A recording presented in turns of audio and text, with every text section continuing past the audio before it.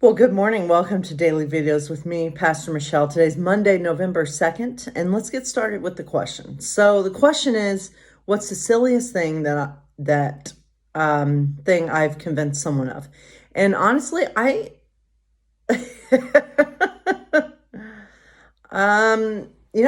not really good at convincing people of things that aren't true. Because I think I've been convinced myself. I've had a lot of silly things that I was convinced of. But that's a hard question to answer. I don't know what I've convinced someone else of. You know, I've done some April Fool's Day pranks, which weren't as good. Like I did one year where I convinced my wife that I was talking to my ex, which, for all those who are married or with someone, a significant other, that's probably not a good prank. So, that wasn't necessarily a silly thing. It was a dumb thing. Anyway, let's start with some prayer, because I know I need it, right? Our Father, who art in heaven, hallowed be thy name. Thy kingdom come, thy will be done on earth as it is in heaven. Give us this day our daily bread, and forgive us our debts as we forgive our debtors. Lead us not into temptation, but deliver us from evil. For thine is the kingdom, and the power, and the glory forever. Amen. And God be with us as the nation prepares for tomorrow, our election. Amen. I really don't know what to say other than God be with us tomorrow as we find out who wins the presidential election. It's crazy, isn't it? And can I just put my 2 cents in here? This is what I cannot wait. I'll say this. I just want to say this out loud. I cannot wait until the day we elect a woman president. Just saying. We've taken some great strides as a nation, with Barack Obama, but I mean, in how many years of a nation, and he's our only Black president, you would think that we would be a little bit more advanced, but we're not. So who knows? I look forward to that day when we have a woman in the Oval Office. I say that. So let's hear God's love note. First, a reading from 1 Timothy.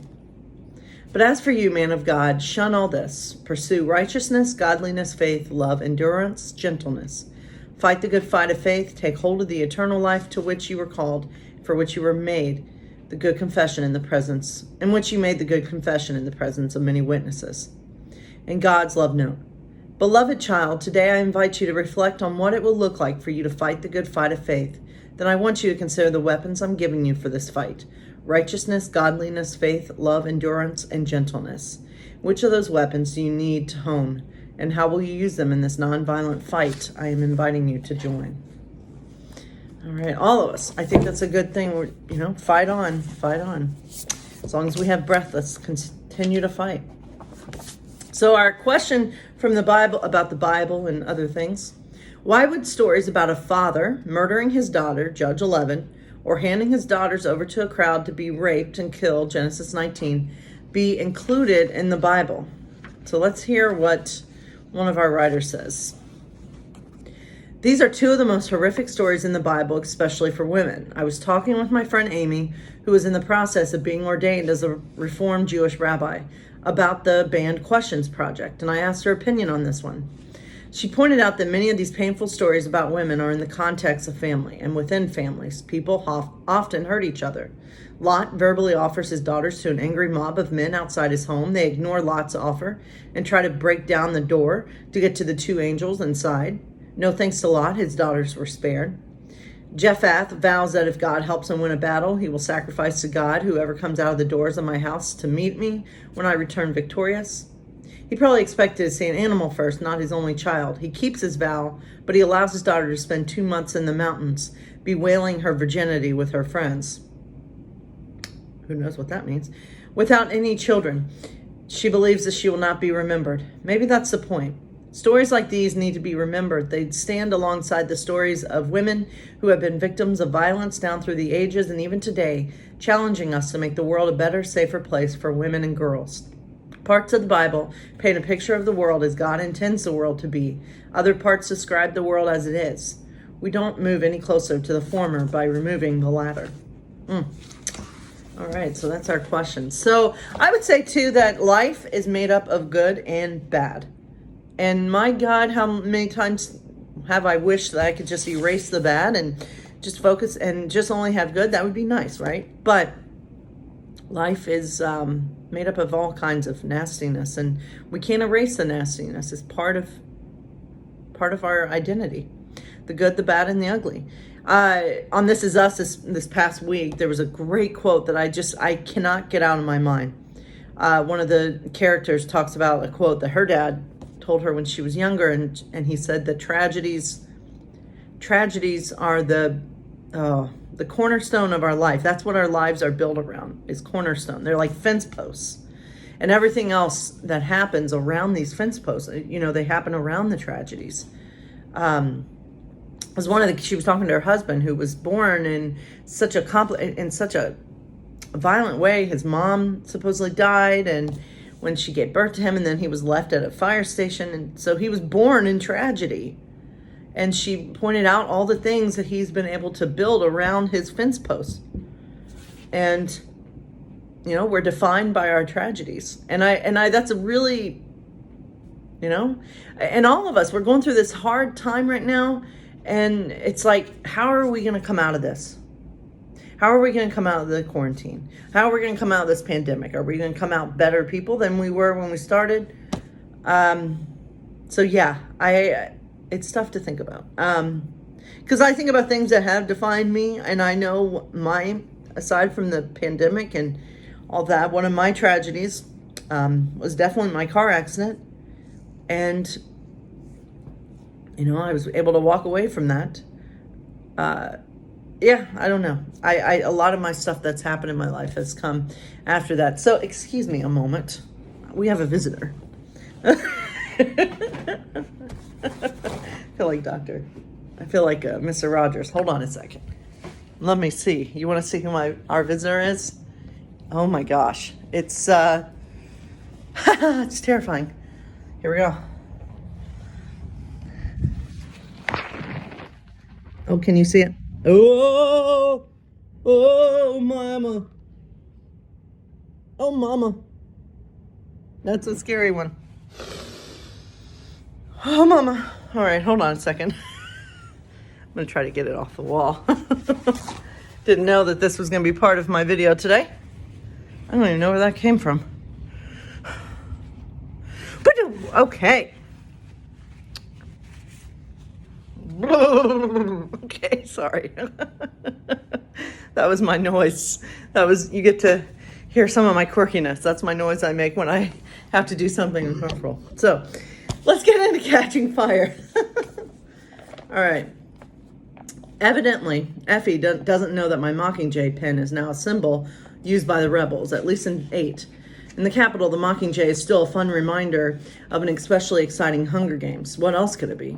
Real rebels don't put a secret symbol on something as durable as jewelry. They put on a wafer of bread that can be eaten in a second if necessary. I think that's a great idea. How about it, Hey Mitch?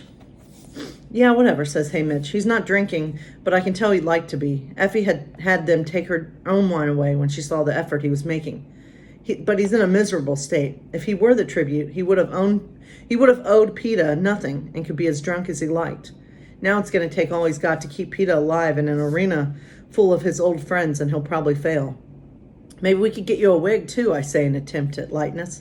He just shoots me a look that says to leave him alone, and we all eat our custard in silence. Shall we watch the recap of the briefings, says Effie, dabbing at the corners of her mouth with a white linen napkin. PETA goes off to retrieve his notebook on the remaining living victors, and we gather in the compartment with the TV to see who our competition will be in the arena. We're all in place as the anthem begins to play and the annual recap of the reaping ceremonies in the 12 districts begins.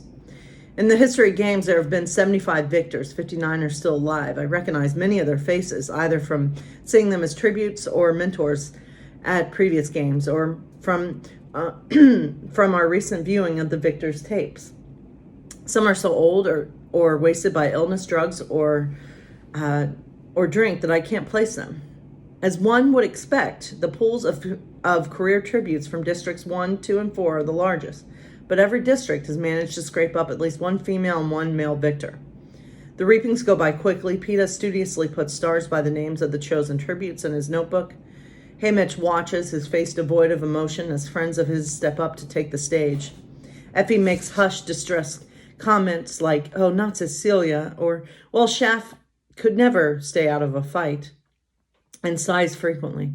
For my part, I try to make some mental record of the other tributes, but like last year, only a few really stick in my head.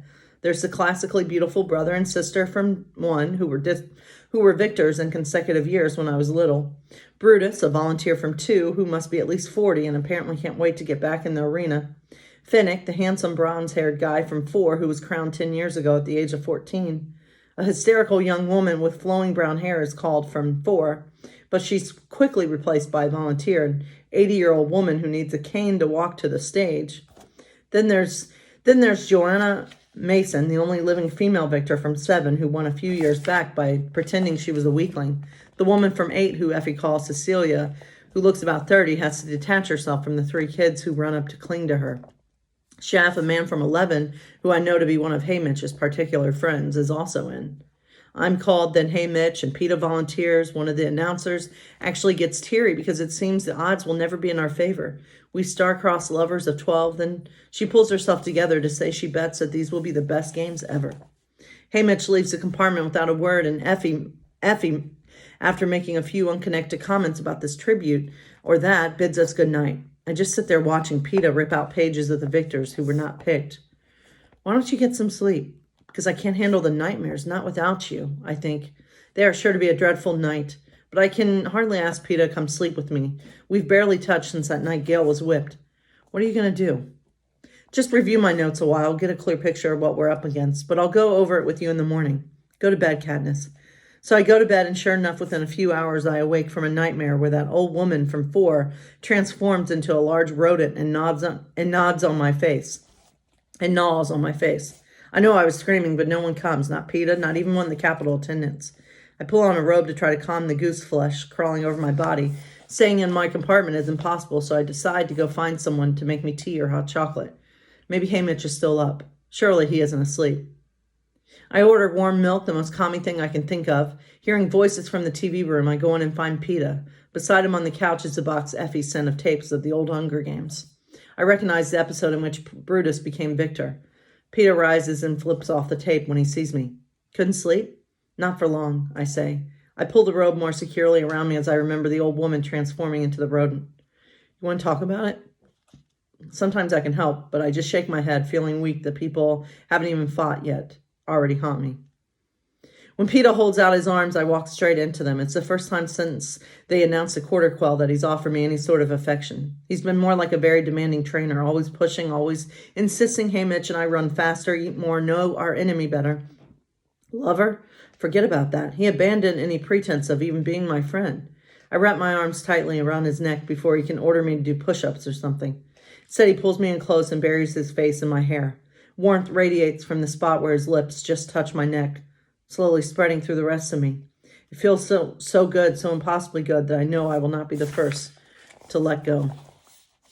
All right, so my friends, thank you for tuning in to this exciting day of daily videos with me. Stay safe, my friends.